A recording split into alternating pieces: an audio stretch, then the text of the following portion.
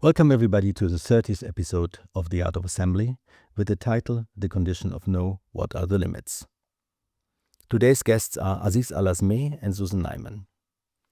The Art of Assembly is a nomadic series of lectures and conversations on the potential and the limitations of human gatherings.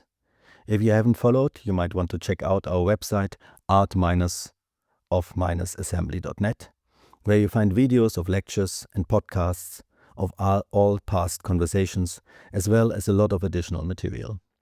My name is Florian Malzac. I'm the host of the series. This podcast is based on a live event at Villa Stuck in Munich on May 3rd, 2025. And in this case, I have to contextualize a bit because this evening was not only an edition of The Art of Assembly, but also the opening of another series with the title The Condition of No, Talks on Boycott, Censorship and Protest in Germany, curated by Tanja Bugera, Roland Wenninger and me. Within this series, we wanted to take a look at how the boundaries of freedom of speech and artistic freedom are currently under scrutiny. Cancellations, boycotts, censorship, codes of conduct and protests are having a massive impact on the cultural field. But talking about them is difficult.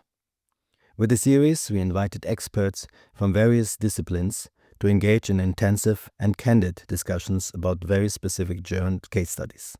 What happened? Why did it happen? And how can we learn? Shortly before the planned opening of the series, though, the City of Munich intervened against the list of speakers, and the city-owned Villa Stuck had to cancel the series. But after conversations with all the participating speakers, as well as with the Art of Assembly, we decided together to go ahead with the talks nonetheless, being very aware of the irony of a series on cancellation being cancelled. In The Art of Assembly, so far about 80 guests spoke about the potential of gatherings in art, activism and politics, clearly inspired by the worldwide social and political movements that took the stage during the 2010s.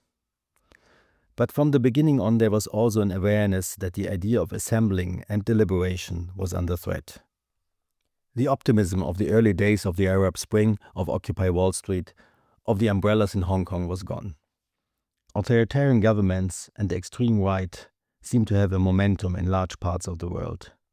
COVID showed the precariousness of all bodies. Movements like Black Lives Matter, but also in Turkey in recent weeks, to just mention two examples, have increasingly taken place under the direct threat of violence. But also discursively, the concept of heterogeneous, agonistic assemblies of open and free discussions had been called into question from various sides in the recent battles for cultural hegemony. Which opinions do we allow, and which one do we not want to give space to? Especially after October 7th, 2023, in Germany the limits of freedom of speech and artistic freedom have come under scrutiny. Cancellations, censorship or self-censorship, codes of conduct, boycotts and protests, accompanied by anti-Semitic as well as anti-Muslim incidents, are having a massive impact, not only on the cultural field. How can we, as Germans, commemorate and even more importantly live up to the responsibilities that arise from the horrors that Germany inflicted upon the world during the Third Reich, without self-righteousness and without being blind to other injustices and crimes we are complicit in? How can we recognize and fight antisemitism and at the same time also recognize and fight racism against Muslims and others? So today we will speak about how the idea of an open agonistic debate has been challenged within the context of German memory politics. First, historian Aziz Al-Azmeh will show how intensified tropes of culturalism have been weaponized in recent years and how they have produced internal cleavages on grounds of religion and ethnicity. After this, philosopher Susan Neiman will argue that the question, as I have basically just posed myself a moment ago, how do we weigh our commitment to freedom of speech with our obligation to fight antisemitism, is a deliberately misleading frame of the debate, and will argue that instead of trying to balance two competing commitments, we need to reject this framing and examine the terms. Both speak for about 15 minutes, followed by a conversation first amongst us and then with the audience of the live event. I'm very thankful that both joined this conversation despite all difficulties, and will now introduce Aziz Al-Azmeh as our first speaker. Aziz is Professor Emeritus at the Central European University in Vienna. He has held visiting professorships at universities around the world and has been a long-term fellow at the Wissenschaftskolleg in Berlin. He was a fellow at the Institute of Advanced Studies in Uppsala, Marseille and Budapest, of the Maison des Sciences de l'Homme in Paris, and was a fellow of the Alexander von Humboldt Stiftung, as well as the Käthe Hamburger Kolleg, among many other links with academies around the world. I skipped the titles of all his quite seminal books, analyzing and critiquing Western views on Islam, as well as Islamic fundamentalism, but also much more widely discussing the history of religions and secularism, Romanticism and Islamism. I do mention though his upcoming book, A Universal History of Irreligion and Unbelief. Thank you very much indeed. Thank you very much indeed for this very generous introduction. I was actually taken aback at the beginning when Michael told us that there are two bouncers waiting at the door to look after any trouble that might emerge, which really which really reflects the situation under which this particular gathering has been taking place. And I'm going to propose to you that this is not simply a question of freedom of speech. It is freedom of speech, but it is the allocation of freedom of speech to certain speakers and certain categories of speakers, and barring others from access to this possibility. And in any case, freedom of speech is, of course, is always bounded. There are rules. There are white lies in ordinary conversations. There's indirection, courtesy, regard for dignity, discretion, reservation. These are all boundaries on the freedom of speech. But what is of particular interest to me and to us, I suppose, are the political restrictions. And we are actually acting in a situation where these political restrictions have been gathering force in recent years, and most particularly since the 6th of October. In fact, much of this is state-driven in the Federal Republic of Germany. It is extra-legal and very likely illegal. And it acts very much in the manner of woke digital mobs. He works with restriction, denunciation, stigmatization, mobbing, retribution. And really, watching Germany in the last 3 years, one can see a live laboratory where this situation is almost beyond control, with, of course, very tangible consequences. Firings, attempted Abschiebungen, as they call it here, and quite a lot of this. So the important thing that I'd like to mention is that all of this is taking place in a situation where very strange things are happening. Let me give you, absurd, surreal. I have surrealism in the title of my talk today. Let us take Frau Claudia Roth, for instance. In the Berlinale, in April of last year, the documentary prize for No Other Land by a Palestinian and an Israeli won the documentary prize. And then she let it out that it was not, she did not actually clap for the Palestinian. She clapped only for the Israeli, which to my mind, might have sounded or might have seemed deliciously foxy to her, but it seems absurd to me. I should also like to mention the ease with which the charge of anti-Semitism is used very indiscriminately and promiscuously as a blunt instrument of intimidation and harassment in a manner that, to my mind, dishonors the victims of the Shoah and undermines actually the cogency and the credibility of the charge. Now, this is a fascinating spectacle to me. I am not a participant. I am not a publicist, and I'm not German, but I am keen and curious. So I shall speak with the benefit of a certain distance. I speak more to Cartesius than to Dilthey, so I treat matters in a manner which is rather coldly cognitive, and I always take my lead from the work of Charles Darwin, who put a decided distance between himself and his work. His first work, you may remember, those of you may know, was on barnacles. It's a species of crustacean which in German are called Entenmuscheln and which are eaten with delight in certain parts of Spain. But in order to study them, he had to objectify them. So in order for me to understand what's happening in Germany, I need to objectify Germany. And this is the result of what I have come up with. Now, the first remark is the extraordinary conformity of voices, the extraordinary conformity of locutions, turns of phrase, expressions, which are repeated incessantly across a variety of media and in ordinary speech.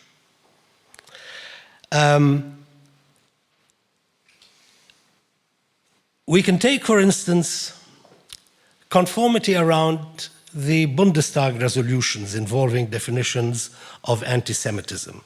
Both resolutions, May 2016 and November 2024, identifying anti-Zionism with anti-Semitism and conflating criticism of Israel with anti-Semitism. You see, interestingly again, no chances are taken. The representatives of the nation, many of them seasoned and well-educated, speak of supposed criticisms of Israeli politics, which are, and again I quote, actually expressions of hatred for Jews, thus combining bizarrely childish forensics on the one hand and the inquisitorial language of conspiracy theory on the other. One does not really like to see this happening, not least as interpretation here actually precedes the enunciation to be interpreted. Which brings me to the title of my talk, which is Sentence First, Verdict Later. Those of you who are conversant with English culture will know that this comes from Alice in Wonderland. The Queen of Hearts chops off heads and shouts incessantly, verdict first, sentence first, verdict later. The outburst of Alice's Queen of Hearts, is here mounted by high-minded digital and bureaucratic mobs comprising elected officials and busybodies who smell blood, cultural organizations, state and municipal officials, politicians of most stripes, pressure groups, shadowy organizations with benign names, and foreign governments and their representatives in Germany. Many examples. Frau Albanese and the Freie Universität is a notorious case in point. Now, it is this entire system which is seamlessly integrated, is really reminiscent of Iran, not of a liberal democracy. The sameness of speech, the sameness of locution. The only word I can find is Gleichschaltung, under state impulse. Yes. Dissident voices come from a brave and conscientious few. Heidrun Friese has spoken of state-supported bureaucratic administration of guilt, purification, and anti-Semitism as unconditional affirmations of Israeli policies, however archaic or psychopathic. Now, I move from description to reflection. First, this is a question of German ideology. And I don't mean the young Hegelians in Marx's German ideology. I mean German ideology in the Federal Republic. Because there is such a thing as German ideology, there is a predominant form of ideological output and perception. We'll start at the beginning, just after the Second World War. You have, on the one hand, the DDR, which offered an alternative historical horizon, whatever one might think about it, coherent ideological output, and a robust, higher meta-political purpose for states. The Federal Republic, on the other hand, emerged by default of the Morgenthau Plan and was constructed as an Atlanticist polity. It was not able to deploy ideologically dense terms to define itself: Vaterland, Blut, Volk. These were no longer serviceable. There was a constitution, a wonderful document drafted at Allied initiative. A new political class was recruited from Weimar-era politicians, and one needs also to mention that Hans Globke was Adenauer's chief aide for a number of years. Democracy appeared routinized from the very beginning, rather passionless, legalistic, moralizing, with certain accents of utopian finality. Expressed self-righteously, quite often platitudinously, and as it developed best, it was expressed later in Jürgen Habermas's, I must say, tedious, non-political theory of the political field, in which West German polity emerges as the best of all possible worlds. Democracy had little of the Sturm und Drang of its cyclical emergences in France, for instance. It glided along the Marshall Plan and rapidly rising prosperity. It was otherwise amorphous ideologically, but what did give a hard ideological edge was the definition of the Federal Republic by its contrary, which was the DDR. That is to say, the motif of anti-communism, which lent coherence. Communism, of course, not as an actually existing system, but as a preternatural force. With the end of the Cold War and the move long in the making to make anti-Semitism the raison d'etat of the Federal Republic, the meta-political purpose of the Republic has been redefined in terms of Zionism and its antagonistic demons. This is the sense in which the word Staatsräson has been used. Habermas wrote in 1986 that constitutional patriotism could only have come to be erst nach und durch Auschwitz. It is noteworthy that commemoration of victims of fascism, conceived far more generously, was instituted in the DDR long before the Shoah came upon the horizon of the Federal Republic. And it was differently constituted, didactically, in vaguely Brechtian terms of Verfremdung, inviting reflection rather than mystification. As things developed, the sacrifice of the Jews thus became the premise of the Federal Republic's redemption. The matter is best expressed in mythopoeic and religious terms. The Shoah as original sin, indivisible, irreducible, and heritable in perpetuity, with a kind of civitas Dei resulting from the process that is normally called Aufarbeitung. Ritually repeated avowal, confession, contrition, self-flagellation, the purgation of sin, and the purgation of demons and of contraries. Thus crystallized what Dirk Moses has called the German Catechism, that the Shoah is unique and that it is envisioned that it envisioned the obliteration of the Jews for the sake of extermination, that it was a civilizational rupture, that contemporary Germany bears a special responsibility not only to Jews, but by extension identification, immutable and unconditional loyalty to Israel, that anti-Semitism is sui generis, distinct generically from racism, and finally, that anti-Zionism is indistinguishable from anti-Semitism.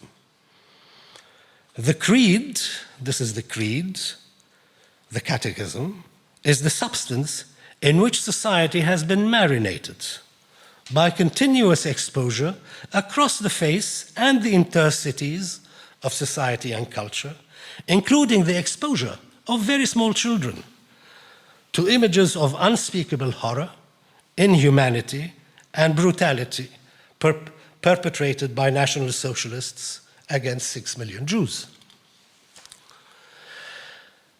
Now, there is a full complement involved in the maintenance of this metapolitical purpose, which avail themselves of institutions and rituals, and of legislation, parliamentary positions, education, culture, organs of enforcement, anti-Semitism commissioners, and so on. The second point, and I will soon be winding down, the second point that in recent years, this performative, this cultic philo-Semitism as the redemptive performance of anti-Semitism becomes an ethnic marker of bio-Germans as against aliens within German polity.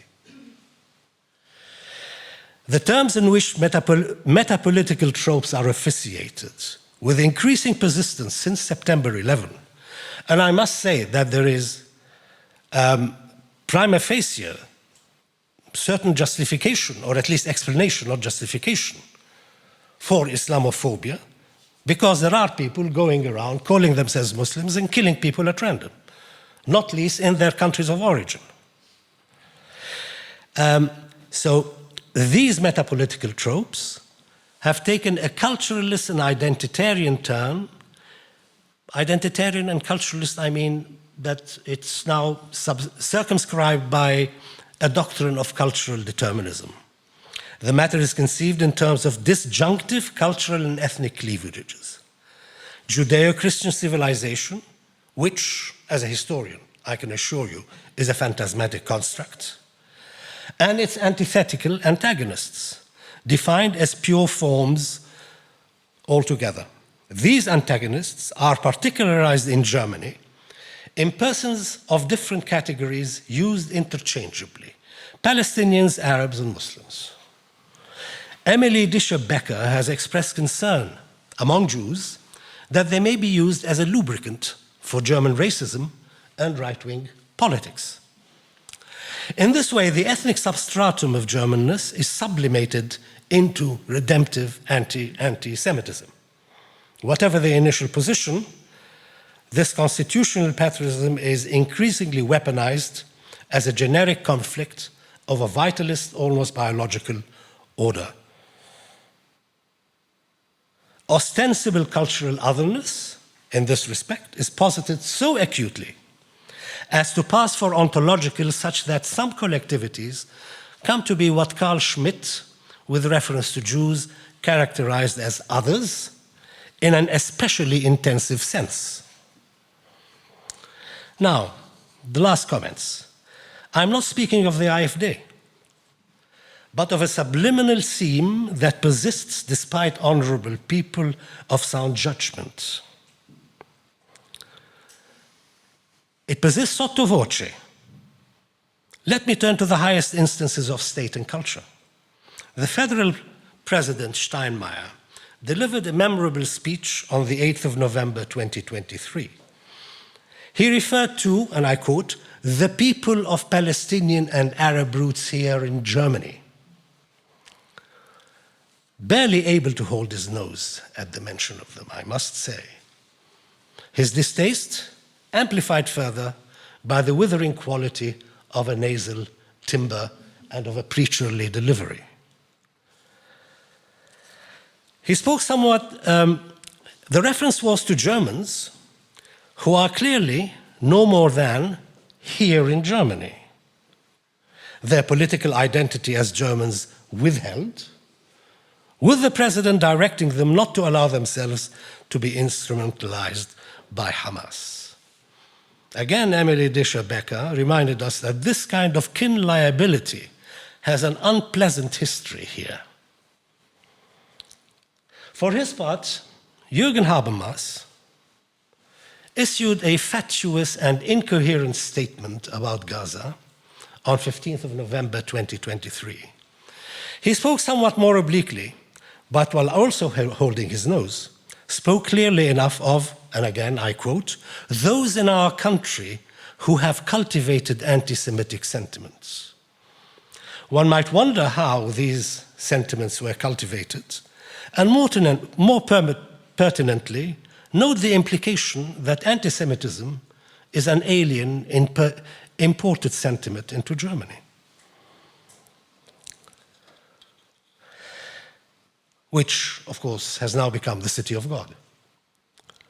One might also note that our country seems to be that of Germans of Arab origins, not that of Arab origins, who thereby appear indeed to be others in an especially intensive sense, hovering at the edges of humanity.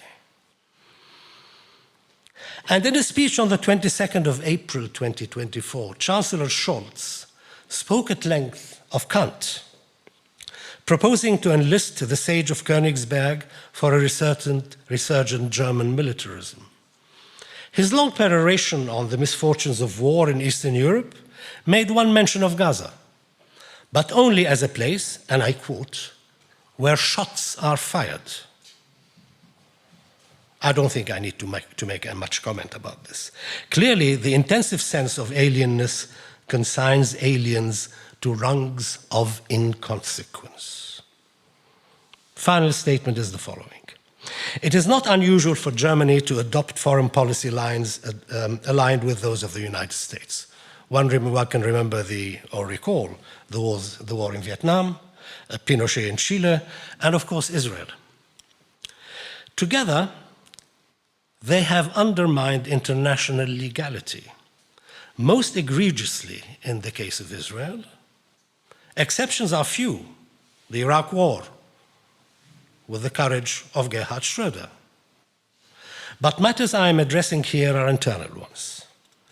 The only conclusion I shall come to is that the systematic elision of Palestine from eye and ear, and the harassment and silencing of all voices undermines the cardinal point in any democratic order, in contradiction to the German constitution.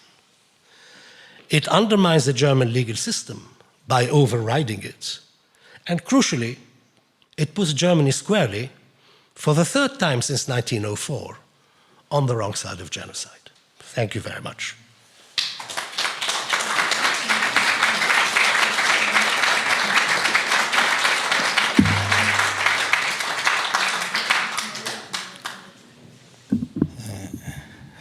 Thank you, Aziz.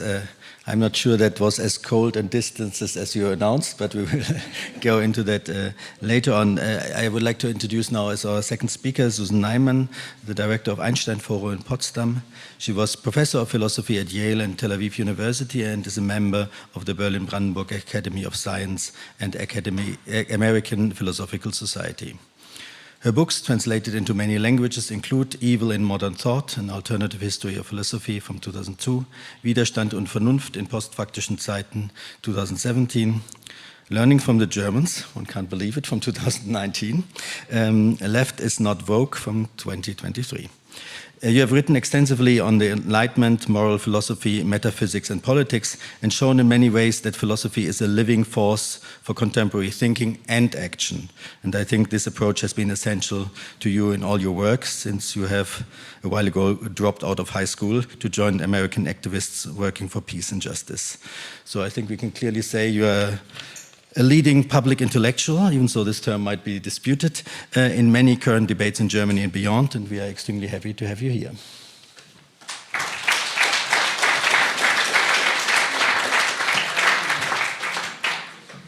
Thank you, Florian. I don't mind being called a public intellectual. That's sort of what I am.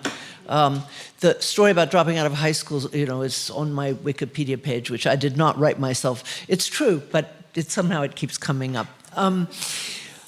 Aziz and I are very much in tune in our views of these things, but we're going to take these issues from different angles, partly disciplinary. One of the functions of philosophy is to ask people to question the presuppositions that they take for granted. And I'm going to start by questioning two. Let me take my watch off so I'm trying to stay within 15 minutes or so. Everybody likes to be congratulated for their courage. I keep wanting to say, what courage? What? What did we learn about the Nazis for? All of us, and wherever we grew up, by the way, not only in Germany, not only in the United States. Who was telling me something? Indigenous Canadian was telling me yesterday that she did not learn in school about the genocide, discrimination of Indigenous Canadians, but she learned about the Holocaust. So we spent years learning about the Holocaust. What was it for, if not to speak up when we see similar dangers arising? It's true that the United States has become a rather dangerous place, particularly if you don't have an American passport. But Germany? I have been, by the way, these issues did not start on October 7th. I'll say a little bit more about when they started in 2020, because it's actually quite important and people have forgotten it.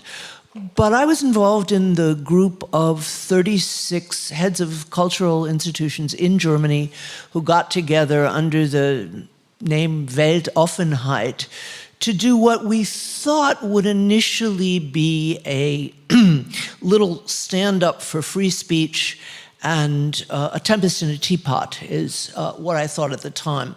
But that was almost 5 years ago. Now there's a Palestinian German who lost a job. There's a Congolese German who lost a job. There are a couple of Muslim journalists who lost jobs. So there's serious things. And at the moment, deportation may well be in the cards, including for members of the EU. But for those of us who don't have to worry about that, much less worse things, what's the worst thing that's going to happen to you? In the 5 years that I've been involved in this, you can say that maybe I'm lucky. I run a small institute. It's funded by the government of Brandenburg, and my minister's pretty cool. But I've had at least one project canceled. I'm sure there's a prize and maybe two that I didn't get. And I've had really nasty things said about me in the press. So what, That's the first presupposition I'd like to question. What danger are we in here? What, except for getting out of what Aziz rightly called the incredible conformity and rather boredom of German discourse. The second premise I want to question wasn't exactly stated in the discussions about this series, but it's been a presupposition of the discussion at least since the run-up to Documenta, which was 2021. And the presupposition was, oi, nobody said oi. We're a democratic country, we have democratic values. Do we care more about freedom of speech, or do we care more about anti-Semitism? That's false framing, okay? because I'm not a free speech absolutist. I'm actually quite happy that Germany doesn't allow certain kinds of Nazi symbols. We really ought to know. I don't have the answers. I assume that probably younger and internet savvier people than I are working on this. We are in a new world, okay? I am somebody who's committed to the Enlightenment. The Enlightenment assumed that censorship was the problem, and that if you simply allowed the free flow of information, that people would, talk to each other. We've heard everybody should keep talking. I'm all for talking. Do it all the time. But that people would somehow together come to the truth. They did not imagine the world we live in. They did not imagine the world in which people are deliberately lying, where algorithms calculate that the nastiest, most hateful kinds of speech get the most clicks, and clicks, of course, are monetized. So we live in a different world than the assumptions about freedom of speech, no, freedom of speech, yes. It's not something I have seen anybody have answers to. But the issue here is not, do we care more about freedom of speech or do we care more about fighting anti-Semitism? It's really been about what anti-Semitism is, okay?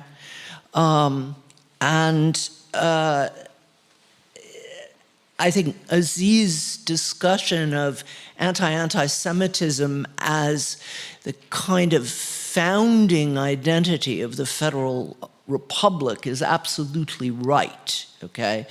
You reminded me of the constitutional patriotism after Auschwitz, because constitutional patriotism, as everyone has said, is really not enough to form a national identity, okay?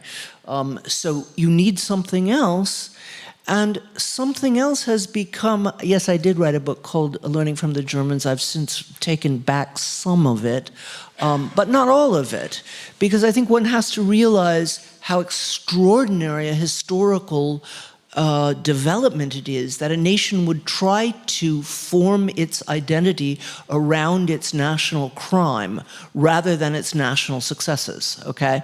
No one ever did that, and it's not a surprise that they didn't get it right the first time. It's not a surprise that nobody's getting it right.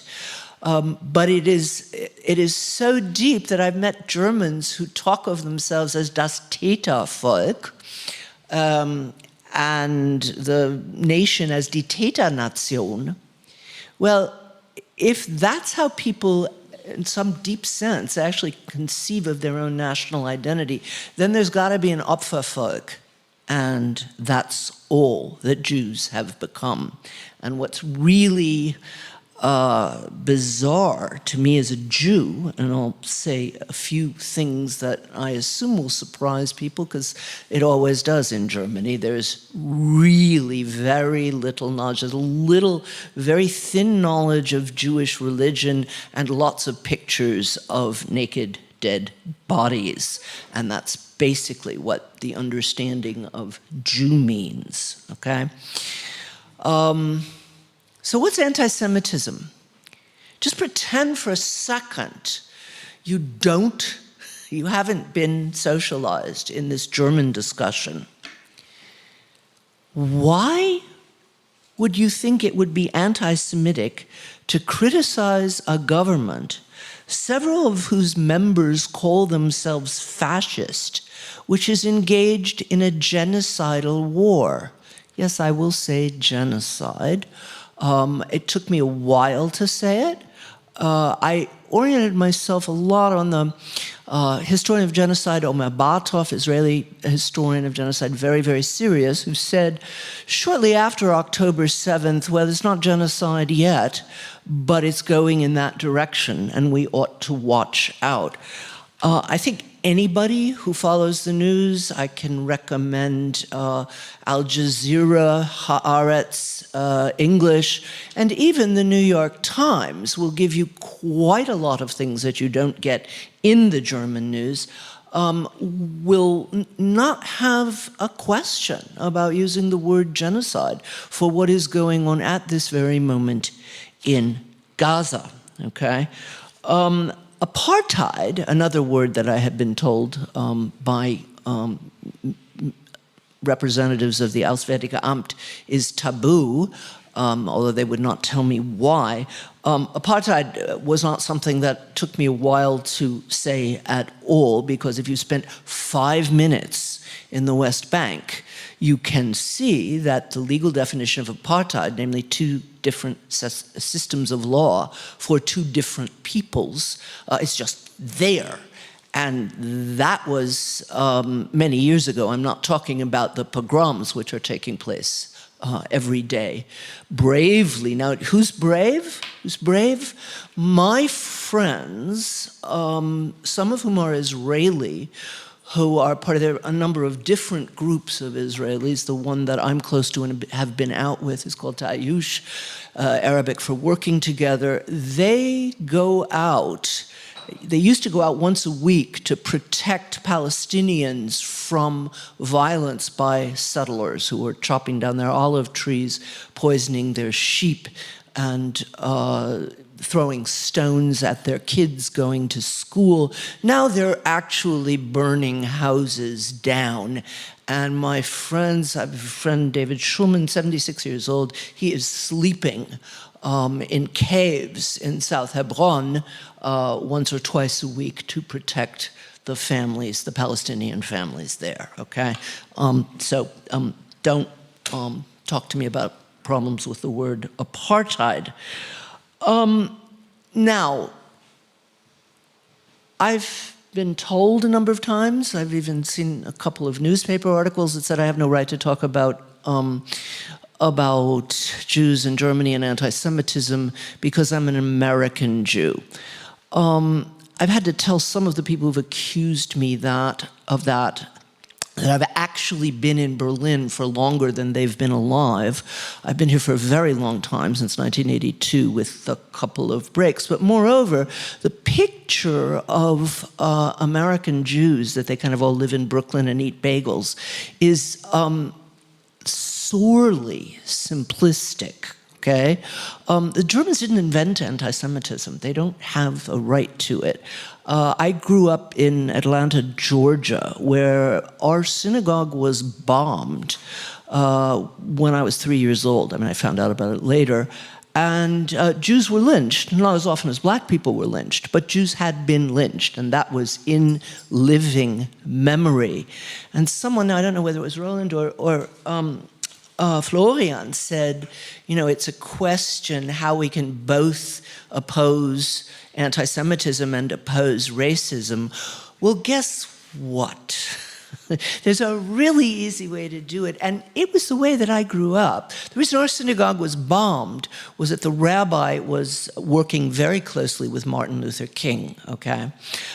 Because he was one of the very many Jews in America who believed that if we had been the subject of discrimination and pogroms and violence, the conclusion was not to withdraw and take it out on other people, but precisely to stand by those people who were discriminated at the time.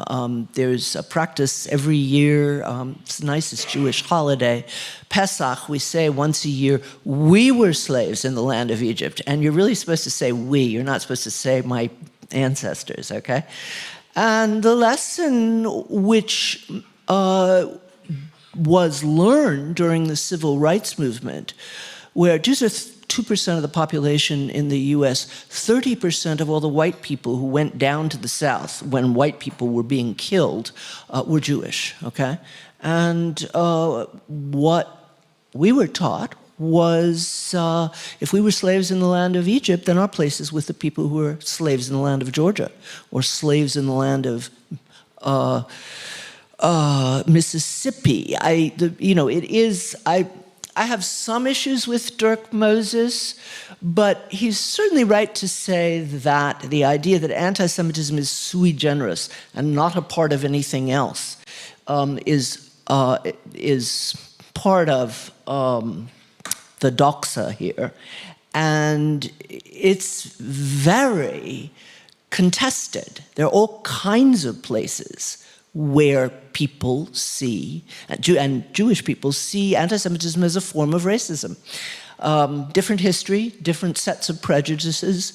Historians can talk about them as long as they like, but the move, the sleight of hand that gets made is from the differences in anti-Semitism and, say, anti-Black racism or racism towards indigenous peoples, from the differences you make a moral leap and somehow suggest that one is more serious than the other. And that's ridiculous, and I think, Aziz is right. There's a religious component to that. So that was a long-winded way of saying I have experienced anti-Semitism both as a child and certainly in the more than 40 years since I've been living in Germany, the soft kind, the hard kind. If you came over to my apartment, you would see a steel door, which I had installed after a crazy neighbor used to shout Rechtsradikale, but also anti-Semitic screams in the middle of the night, and took a baseball bat to the door and threatened to come back with a chainsaw. So, I certainly don't want to contest that it's a real thing, but it is not as important at this moment in time as the death by bombing and starvation of thousands of children, as most of the world knows. Now, the weird thing about the way that Germans deal with these questions is because it's so deep a part of their identity, as Aziz was saying, they always start talking about themselves. So if you point out that children are being killed in Gaza, you will have someone say, oh, that's an old anti-Semitic myth about people poisoning children and using their blood to make matzah. No, it's not. I mean, yes, it was good 700 years ago, and even if it was only 5, it's not a myth that's firing anybody serious today, but real children are being killed by real weapons or by the absence of food. And I just one point to add to Aziz's quite rightly pointing out that the DDR had a very different conception of fascism, which was not confined to anti-Semitism, as it's become. I had a sort of epiphany after like 40 years of thinking about these things. And I was thinking about Martin Niemöller's very, very famous statement, first they came for the communists and et cetera, and even Americans know that. And they're saying it a lot now, by the way. First they came for Mahmoud Khalil and so on and so on. And it's a nice moral political lesson that if somebody's civil rights are taken, chances are that everybody's civil rights will be taken. But Niemöller simply meant it as a historical statement. First they did come for the communists, and then they did come for the socialists, and then they did come for the Gewerkschaften, and then they came for the Jews. All of the other victims, including 27 million military and civilian people in the former Soviet Union who were killed, it's all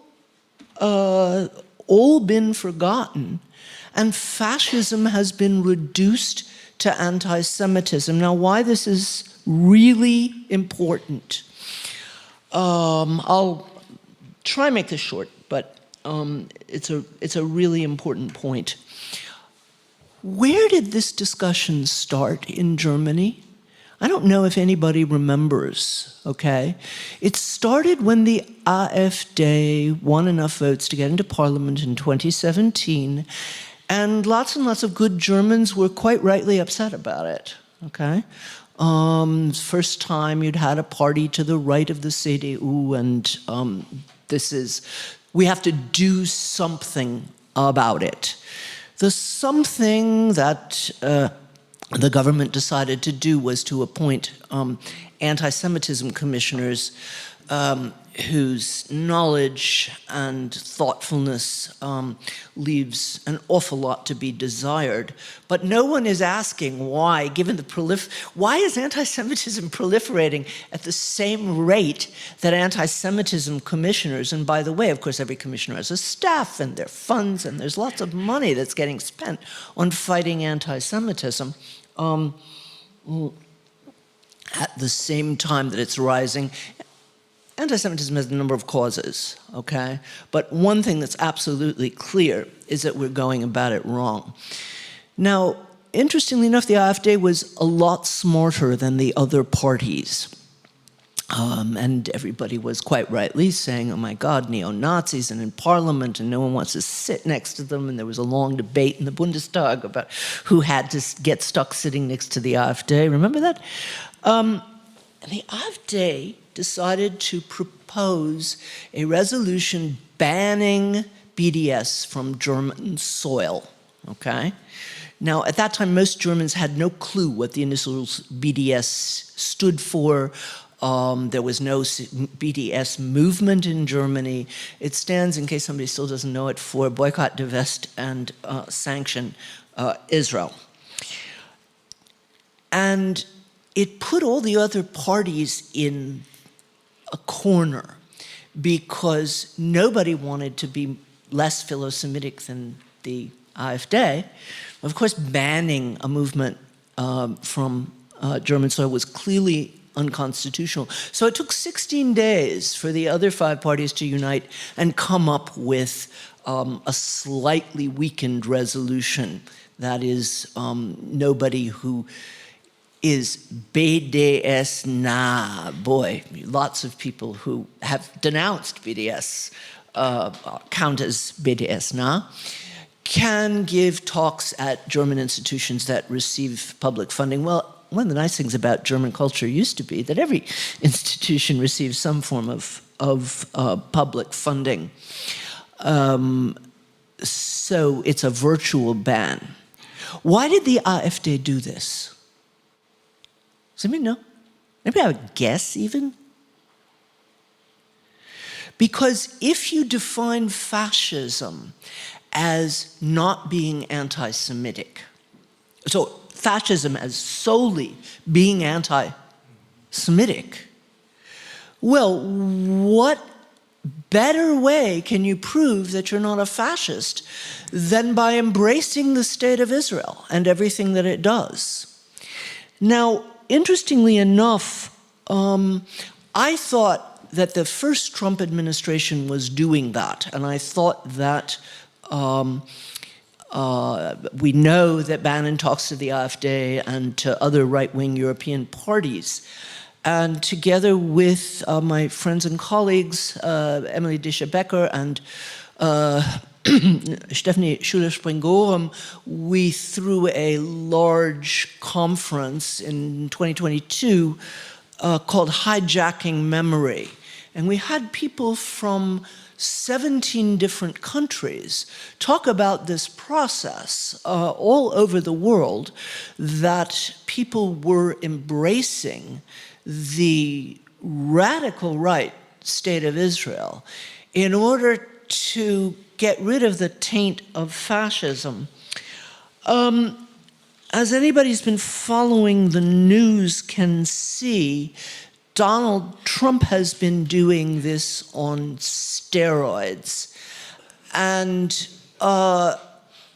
I'll just, thousands of Jewish faculty and students and Congress people, I mean, not thousands of Jewish Congress people, but there's certainly some, have protested the instrumentalization of this in order to get rid of any anti-racist, anti-sexist policies that have been put on, and pretty much to dominate the universities and to pay them back. I mean, Donald Trump's main driving force is a desire for revenge, and he knows what people think of him. I mean, what educated people think of him. There's a lot of despising of him. There was a nice, when he was in the White House the first time, presidents get to borrow art from various big museums. So he asked for a Van Gogh painting. And the Metropolitan Museum said no, but they would give him a golden toilet. And it's just, you know, we thought it was funny at the time, and it was. But it encapsulates the sense of contempt that people in culture and universities have for him. And he's doing payback right now. But there was a New York Times editorial about 3 days ago by Michelle Goldberg, a very good journalist. And all you need to know is the title. She said, "I can't believe anyone thinks Donald Trump cares about anti-Semitism." Okay? He doesn't. But the interesting thing is, this has been noted in the German media, even by Volker Beck, who criticized it, but without somehow drawing any parallel to what has been going on here for the past 5 years. So maybe if Germans are able to see this big, vulgar version, they'll realize what the problem is. There is another point that I wanted to make, but maybe we'll get to that in the discussion. Once again, what's going on in the States is only dangerous, again, for people with American citizenship so far, because so many people let themselves be afraid. And honestly, if you've ever, you know, read a story where you admired someone, even in fiction, who stood up against injustice, go read it again. Listen to the music of Paul Robeson. Just one little thought. Think about people who were really in danger and who were really brave, and let that inspire you.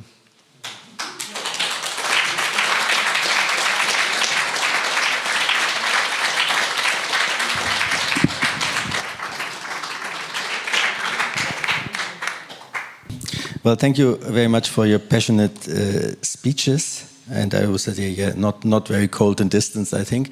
And I will not, of course, as a German and socialized in all that you described, I have the instinct at some points to kind of like say, isn't it a little bit different? I will keep this now, but I don't think it's my job tonight, because I also see from the passion that you speak and reading texts of you which are much more differentiated and explaining how you come there, that there's an urge to speak against something that is out there. So I think the evening also kind of like speaks, as you said, a voice that is not very much heard at the moment. And I think that's exactly the reason we are here. And still, maybe because I'm socialized as I am, I would like to pick up a little bit, which you now very briefly mentioned, but have written more extensively about, is the history of of West Germany mainly, and East Germany parallel in a different, or not parallel, but in a different way, that leads to where we are now. While you, Aziz, have I would say, a full-on dismissal of everything that happened here in 49, at least in your speech now. Susan, you have a different view, and as you said, you wrote about it, and even though you took things back, there's something that you find valuable in the way, or at least worth looking at in the way German policy had tried to establish a memory culture. And maybe with the cul-de-sac we are in with this memory culture at the moment, it would be helpful to look a bit like, okay, what are we supposed to do? Since we probably will not get rid of all our history, and maybe that would also not be a good idea. Maybe, Susan, if you, I know I should ask first Aziz, but since this is in my mind now, maybe you could elaborate a little bit what you think was there and where it went wrong in your view, because you only touched upon this very briefly. Yeah, look, and it's funny, I was asked last night by this group of Canadian students, is there any country that are here because they're studying German memory culture? And they asked me if any culture did it right. Okay, and they were also talking about what's going on in Canada in the last 5 to 10 years, which is similar to what's gone on in the States a bit. I said, no, I don't know a culture that has got it right. I think the Irish are doing rather well, interestingly enough, and maybe because they've had a lot of time. I mean, the Irish are the first European colony, okay? They were colonized in the 1300s. And they've had a lot of blood and a lot of travail, and they're, working towards a saner view of their history. But I think the important thing is to remember that just how new this whole process is, right? I mean, it's really, when I first came to Berlin in 1982, in most places it was quite radical to talk about Nazi crimes. There were still an awful lot of people, and you can see that in von Weizsäcker's famous speech, still a lot of people who thought of Germany as the worst victim of the war. So to move from victim, we were bombed and lost 7 million people and half of our territory, and our cities were in ashes and all that. And you heard that in a way that you certainly rarely hear now. So to switch, say, well, no, actually, we were perpetrators of some pretty horrible crimes. It was still contested during the Wehrmacht exhibit. The Wehrmacht exhibit was bombed, okay, at the end of the century. So it was a slow process, and as I said, there's no reason why people should get it right the first time, but I think Aziz was absolutely onto something about its being sentimental rather than analytic. And again, well, if we're the Tätervolk, then Jews have to be the Opfervolk, and you have this binary identification which people tend not to go beyond. They tend to be rather afraid of it. So, I mean, I haven't figured it out. I don't think anybody has. I think South Africa, where I was recently, is on the way to doing something like an Aufarbeitung. And people talk to each other who are interested in this. And I guess my advice would be, first of all, to think about how hard and how unique a moment we're living in historically.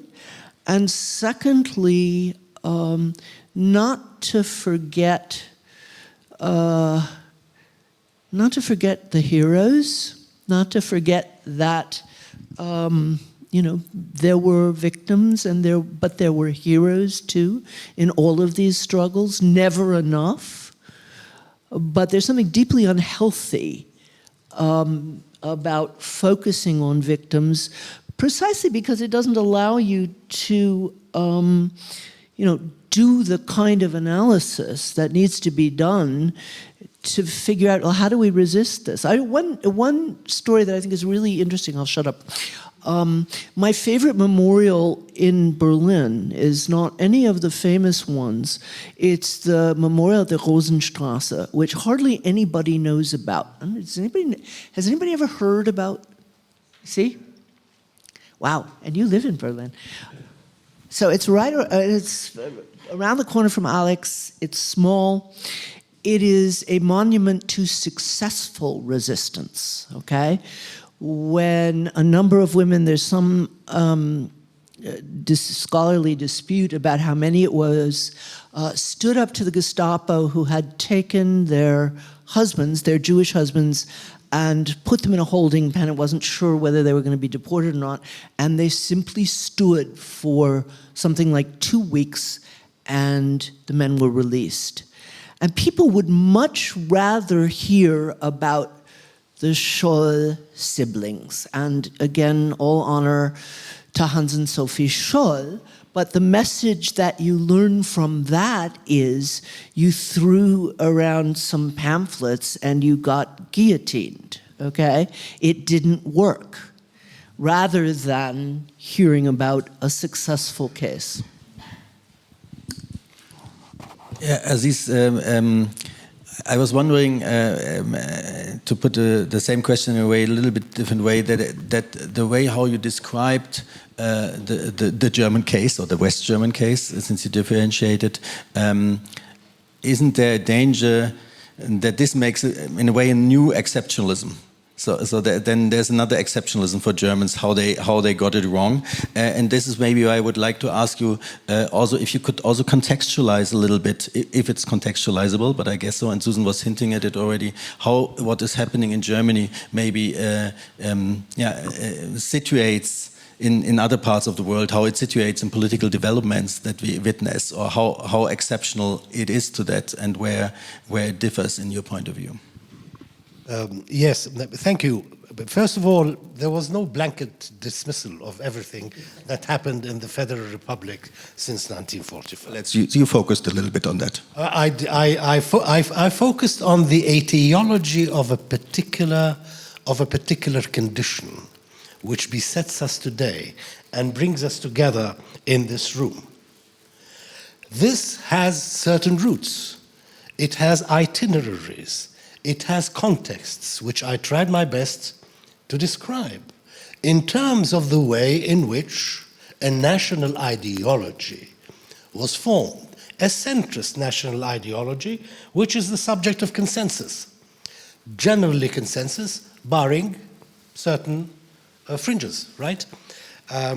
Fringes which have been vigorously, actually, combated by the state, right?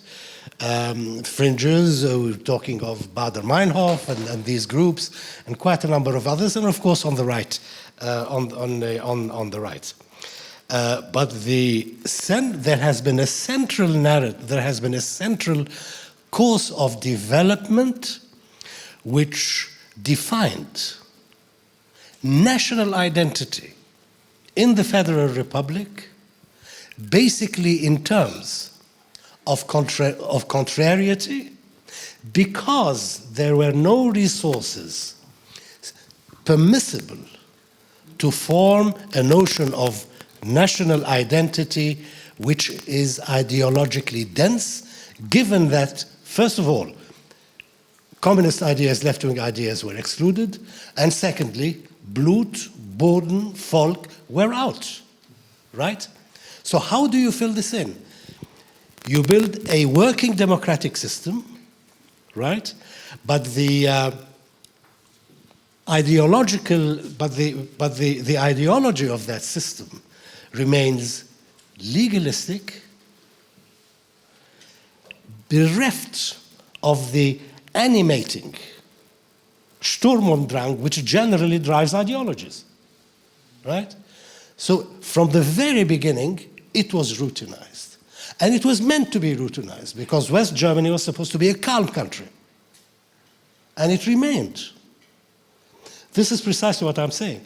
There is no way of course, one cannot deny the achievements of any country since 1945. Every country has something to say for itself. All countries, of course, are imperfect, but I'm specifically trying to understand.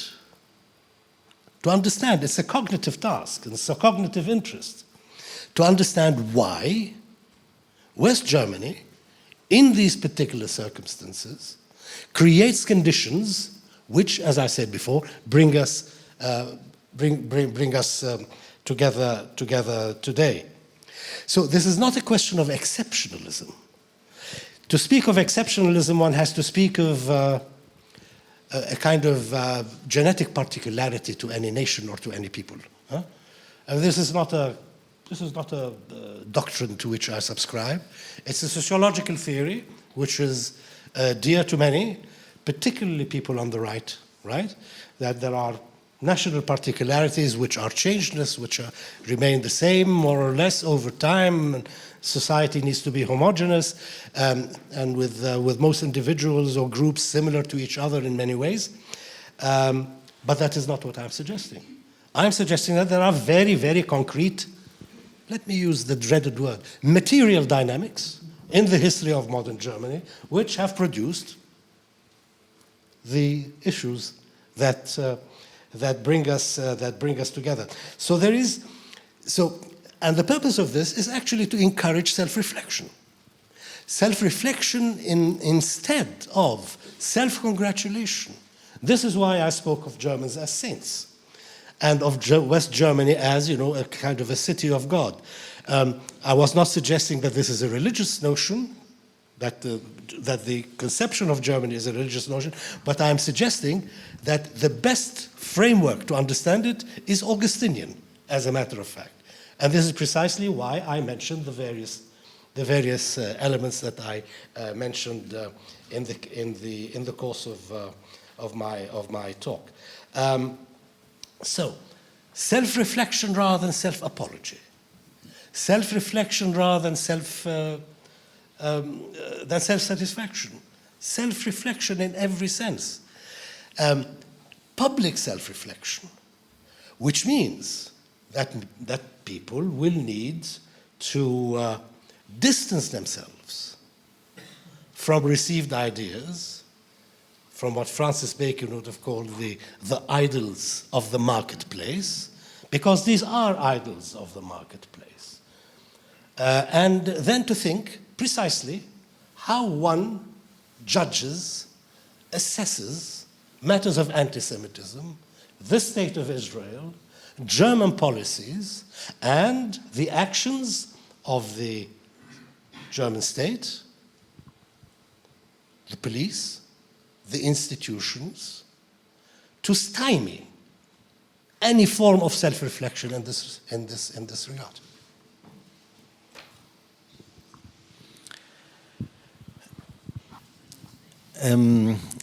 When we look at the shift, so if there is a continuity, there still is a shift seems to be a shift, because like you 5 years ago wrote a book where you still were putting a different focus, and you live here, as you said, since 40 years. So how would you describe, why did you feel 5 years ago to write this? I mean, it's not an apologetic book, of course, but it's still a book that looks for something. And at the same time, yeah. So I wonder what could have been visible there, or what has actually changed since you wrote the book. Yeah, that's a really good question. I have been asking myself the whole time. But I'm not alone in thinking that Germany had turned a corner, okay? It really was a much more relaxed place, not only about Jews, but about Fremde, we were heroes to the US because there were thousands of people standing on, in train stations welcoming Syrian refugees, okay? That happened. And it wasn't only people standing in train stations. People were volunteering all over the place to help people with bureaucracy or learn German or play soccer. Or my son came for a visit and he wanted to do something with the refugees. And very early on, we bought a huge amount of groceries. We had trouble giving them away in Berlin because so many people had genuinely welcomed this other culture and, feeling that they were oppressed and that we were fortunate. So, that was 2015. And it was also, remember, when the year that book was published in English, 2019, The Guardian did a survey asking readers whether they were ashamed of colonialism, and only 19% said they were, okay? So, and as far as the US was concerned, it was just this very beginning of a serious look at slavery. So compared to all of them, right, or compared to Spain, Germany seemed not only to have developed what was at that point somewhat formulaic and somewhat formalized, but an ability to look at the crimes of its past and draw the right lessons for the present. And what went wrong, it seems to me, was not so much the AfD itself, but people's responses to the AfD and their absolutely cynical abuse of philo-Semitism as a way of distancing themselves from the suggestion that they were Nazis. And things blew up from there. I mean, I'm sure, believe me, I've asked myself a lot, what wasn't I seeing, and have talked to other people. I still think there was a forward movement. If you look at this in enough, international and historical terms, but it got absolutely stuck where looking at the past was its own project and its own form of national identity rather than drawing any kind of lessons for the present. Before I will open up in a moment, because it's already getting late and we can have some more voices in there. Aziz, I would like to ask you again a kind of question of contextualization, because as Susan was mentioning, and it's in the air, all this happens in a specific moment in the world where, where we know, I don't need to repeat what's happening in many different places now. How does this, what happens in Germany now, fall into place for you? So how much does it relate, and is maybe also part of a larger development, possibly even? Well, I mean, if I were to give... take before the stream, the microphone. If I were to give a summative response to this, we live in a world which has been very significantly transformed after the end of the Cold War. There have been changes of the economic order, there have been changes of the social order, there have been very importantly changes of the ideological order worldwide, namely the primacy of identity politics across the globe, including in European countries, in India, in the Arab world, everywhere. And identity politics, I see identity politics as a kind of sublimated tribalism which relies on a particular doctrine, on a particular social doctrine of human collectivities as being coherent, incommensurable ultimately, enclosed, and in a state of in a condition where the only relationships are either dialogue, which is a very favored state, or war. Hence, this is the age of a war of civilizations, in every sense. There have been books about this, and there have been actually political lines of political organization which are devoted to this. Overpopulation, rights by foreigners, be it in Germany or in France or in other countries. The discourses of congenital incompatibility between peoples, the notion that geopolitical structures are and need to be driven by cultural and religious cleavages. We live in this age. And it is not surprising that, in Germany, we are in a situation where this is actually is becoming definitional. And this is why I say, or why I said during my talk, that the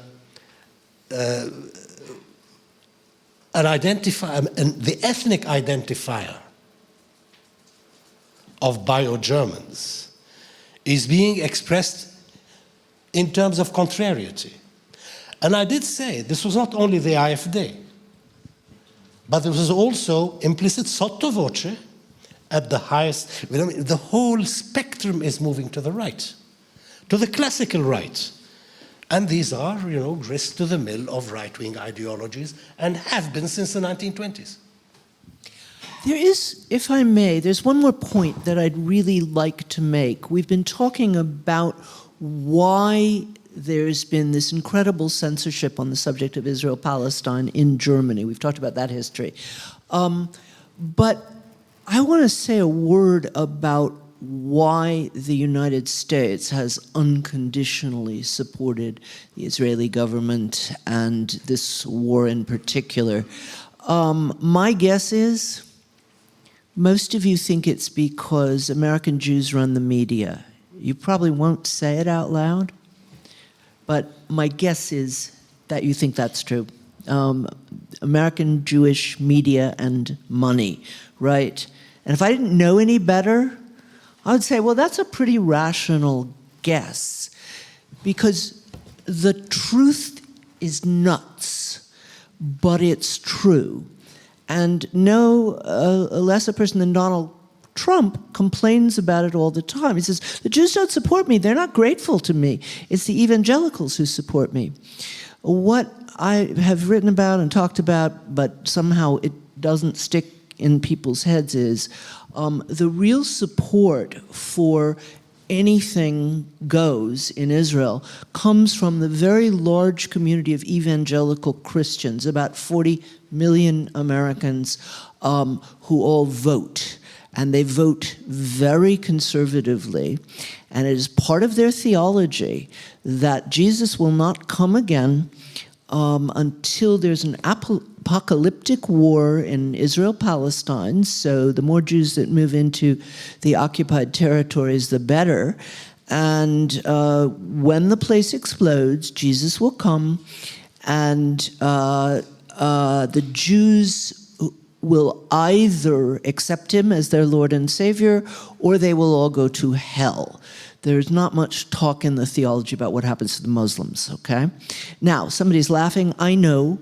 It sounds way more rational to think that the protocols of the elders of Zion are really what's moving the wheels of power. If you don't believe me, there are plenty of places to look it up if you read English. Take a look at the person who Trump just chose as his ambassador to Israel, who is an absolute, he's the most die-hard evangelical who is looking for apocalyptic war that has ever been in that position. There haven't been great people in that position for a while, but choosing this lunatic evangelist, Mike Huckabee, is a real statement. And I only say this because I'm actually really afraid that all of the anti-Semitism measures are going to blow up in Jewish faces, and that people will say, my God, we can't stand this anymore. How come Jews have this power to censor things and, fight with Harvard and God knows what? And actually, yes, there's American Jews vote 25% Republican reliably, never more than that.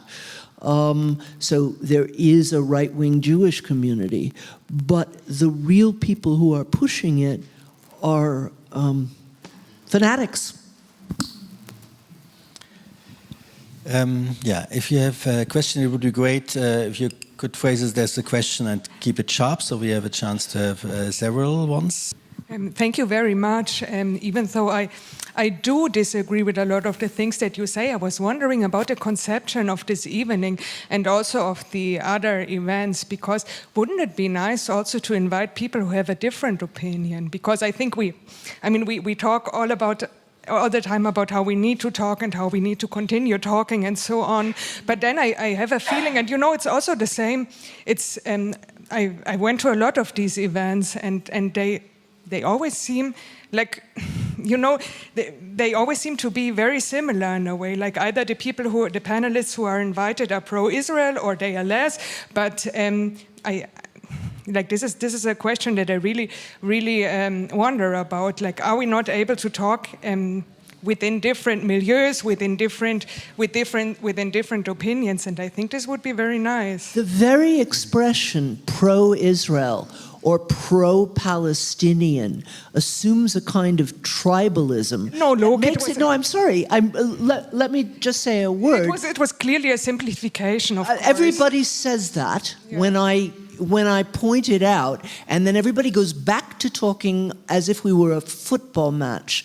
What Aziz and I, from very different perspectives, I would say we have a lot of areas of agreement, but we were not talking pro-Palestine or pro-Israel. I know, of course, this was a simplification just for the matter of the argument, but why is not? I mean, again, I think I can answer because I think it's a legitimate point. The interesting thing is when it was mentioned that this year was quite difficult to conceptualize.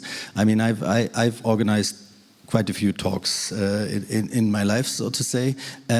On this, we worked for almost a year. We just found out we basically made for 5 talks.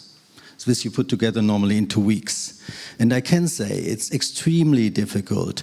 And I'm not speaking about this specific evening, but about the series at large. It's extremely difficult to bring people to a table. Because the starting point was that even Tanya Bugera, who I collaborated with and who I love, but she is usually likes provocation and uproar as an artistic strategy. Even Tanya in the beginning said, no, this time I don't want any scandal. Just let's bring the people together to talk. And this was the aim, and it was quite interesting that this was very difficult. I never before had so many people saying, I don't want to participate. I don't participate if this person is in there. Talks where it was impossible to bring people together, partners together. You will see, I'm talking a little bit, about the Nähkästchen, but it was, for example, with the Documenta case, it was in the end impossible to bring together people that worked together for many years, where I thought, your disagreement can't be that big. Maybe you disagree, I don't know, on 10% or whatever, but there must be possibility to speak about it. So I think part of it is that you're right. It's very difficult to bring, and I would accept everybody in here, but talk about the series in general. It's very difficult to bring this together, to have these conversations. If you... Sorry. No. Just to conclude that, and in this regard, also, I think this was also is an opening session, so it has a bit a different aim as it. I think we will have a more dispute, for example, between Meron Mendel and Geraldine Rauch, to mention something. Tomorrow, Margarita Zumou and Eyal Weizmann are speaking. So I think it's also about finding out where the differences are. And this evening has a bit a different purpose. But it is a moment where it has become difficult, and I know it from also good friends, to talk about things in a way. Yes, but it's becoming less difficult. And let me refer you to a good Leitartikel that was published in the SZ this week by Navid Kamani and Nathan Schneider, which really surprised me because Nathan Schneider is someone with whom I have not been able to have a civil conversation in some time. But the point of the art, and they had been friends before, but they were having difficulty talking. And what Schneider said was, look what's happened, okay? If you follow what's happened, I mean, people, by the way, just like I say bullets were flying, people were saying the ceasefire was broken, or it's not a ceasefire again. Israel broke the ceasefire with no military reason and with an incredible fury. And even Nathan Schneider, looking at what has happened in the past 2 months on the ground, has had to say, you know, people are coming closer together. Thank you, because I'm always trying to look forward rather than back on this mess. And I also don't agree with a lot of the things that you have said, and particularly not about my sense is that the German people is somewhere else than the German politicians. I work with a lot of young people, and there is no hesitation to criticize Israel at all. And the discussions are very free amongst each other. What German politicians, their speeches, their Erinnerungskultur is somewhat embarrassing to me. And what's happening in the arts world is even worse, because the freedom of art should allow a lot more than Parliament can. So my question to both of you is, we're going to have a new chancellor very soon. He has already said that he would invite Netanyahu. I would like to ask you, is there any chance, or how could we move forward? Because like I said, I think that the younger people are at a different place than from what you have just described. Let me start by just agreeing with you entirely. I have never spoken on this subject in Germany without having people come up to me and say, you can say it, I wish I could. And my friend Eva Manasse, who is at least as passionate on these questions as I am, was 2 days ago at the Evangelische Kirchentag in Hanover, and she said 5,000 people gave her a standing ovation, okay? So I do think that you're absolutely right. It's not just politicians, though, it's also the media. You know, politicians, cultural workers who are worried about their budgets being cut. I agree. Honestly, given how horrified I was by Merz's statement the day after the election, I expect things to get worse from the political class. And I just hope there are more gatherings of 5,000 people or 50 or however many are here who are willing to look at what's happening in the present rather than the past.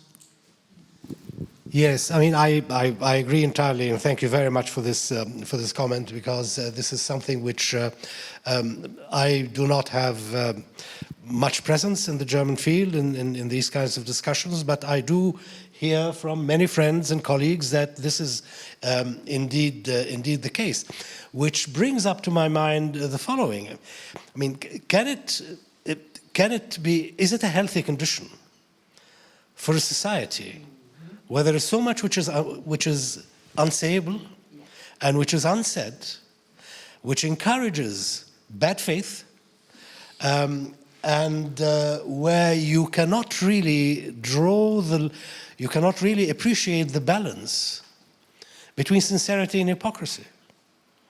And that is really something which I found truly vexing. And the kinds of pressures that have come to bear actually encourage this particular trend, which to my mind is socially very unhealthy. It's unhealthy for the moral constitution of the society as a whole. I'm surprised that nobody's asking, what do we do about this? I've lived here for 46 years. I'm Canadian. My dad flew for NATO, Canadian Air Force in Germany in the 50s and 60s. We went through the Cold War, and I'm just surprised that people are just bending over and saying, okay, obey, don't stick your neck out, don't risk your job, you know, like what comes next? What do you propose, if you would like to propose something, because you've thought about this for so, you know, deeply, and what would you suggest? That more people speak the way the two of us have, that we do it in public, that we remember some of the things that I was saying before, which is people are very unlikely to lose jobs. And even some who have been threatened there have been legal actions in this city. Every attempt to suppress this kind of discussion, when taken to court, has been declared unconstitutional. So know that, talk about it, and, you know, at a certain point, I actually believe in old-fashioned demonstrations, but they need to be mixed, okay? If Merz makes good his threat to invite Netanyahu, boy, will I be out on the street, and I hope thousands of other people are, and, you know, with the right kind of legal support that points out that Germany would be flying in the face of international law at this point.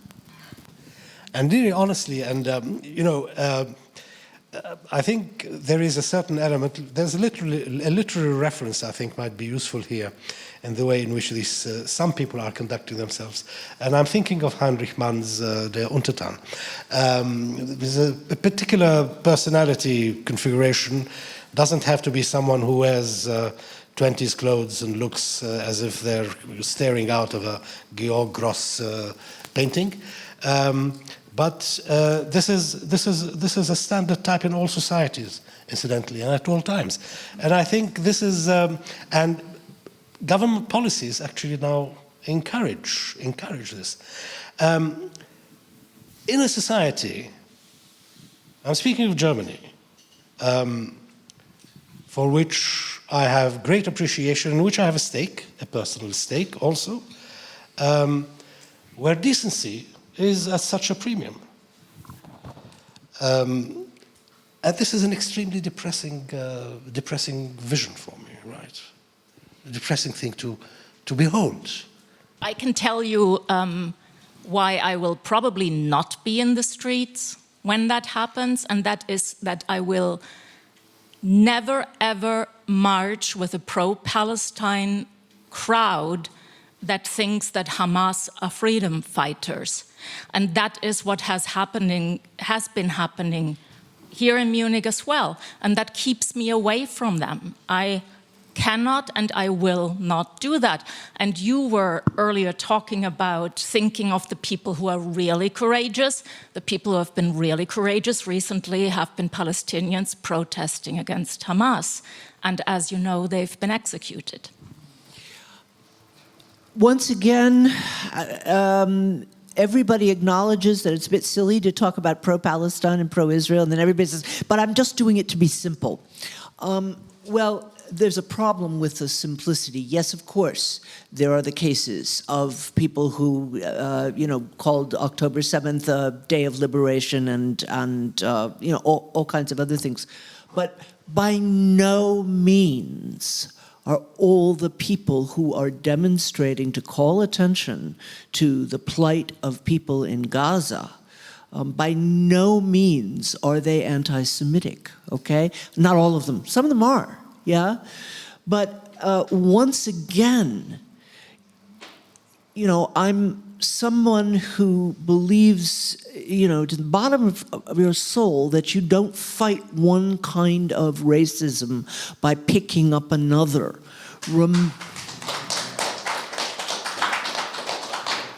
remember how we welcomed the victims of the war in Syria.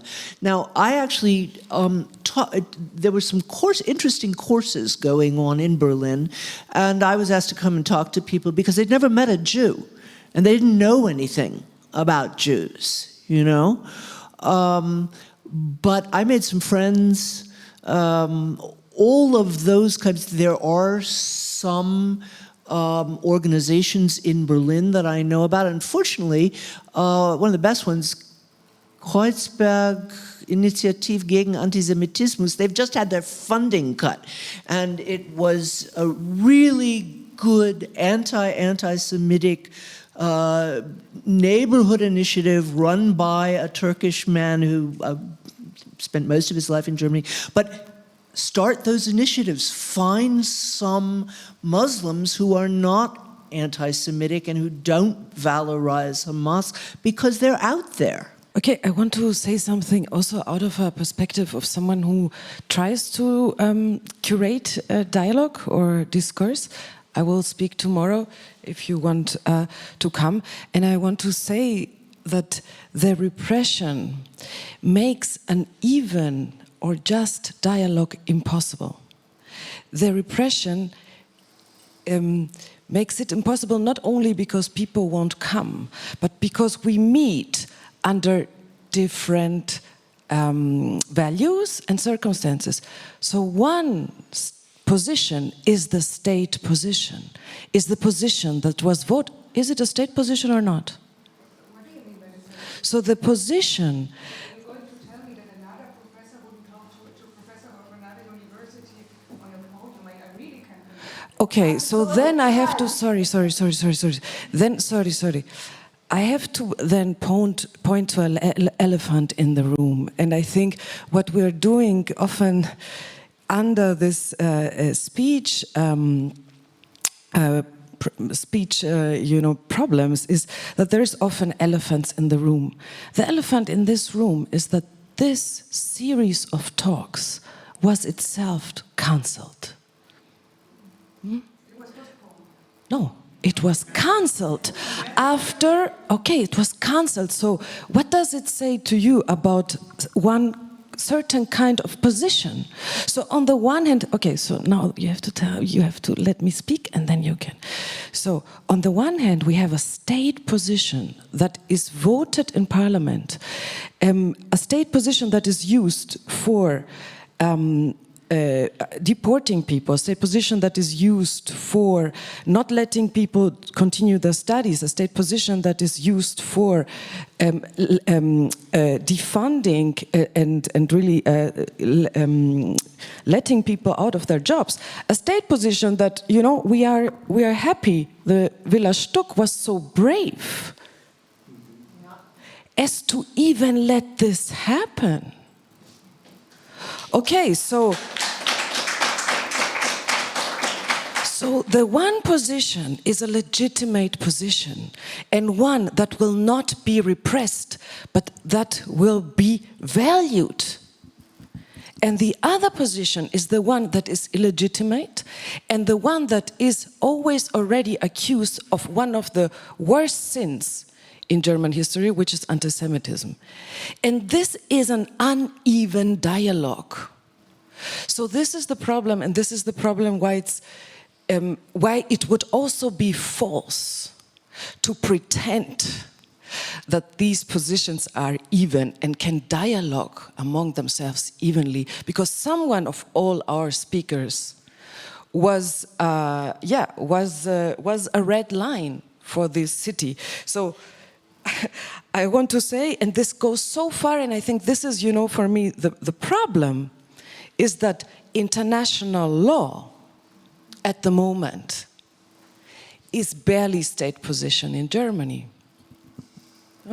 We have even, like, if on my stage, and we will talk about it tomorrow, on my stage, if we voice the same things that are voiced in international law courts, this will be generalized as being Israel hate, although you just quote of the law. So there is an atmosphere where, as you say, the interpretation goes before actually the facts. And I think this we should consider when wanting dialogue.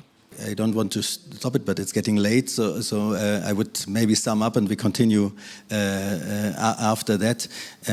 I just can say it is difficult to bring two professors in one room at the moment. I really have a long list of people that are not here tonight for very different reasons, for the very different positions, and even though, as Margarita says, yeah, there are uneven positions, I still also would like to have this and more conversations that also try to find out where actually the disagreement starts, because that's a problem that I often have, that I think I end up in conversations where I don't even know where we really agree because it's covered up in slogans and so on. So I think this is the aim of the series, and this might, well, as German memory culture, be an attempt that fails and we have to continue again. But I'm very happy that we made a start tonight. And I also think that the agonistic sphere, which I very much personally believe in as a necessity for also democratic society, sometimes doesn't exist in one space automatically. It is something we have to produce in a larger field, and I think there are other opinions out there, and as it was said, they are quite dominant, and we will continue this conversation.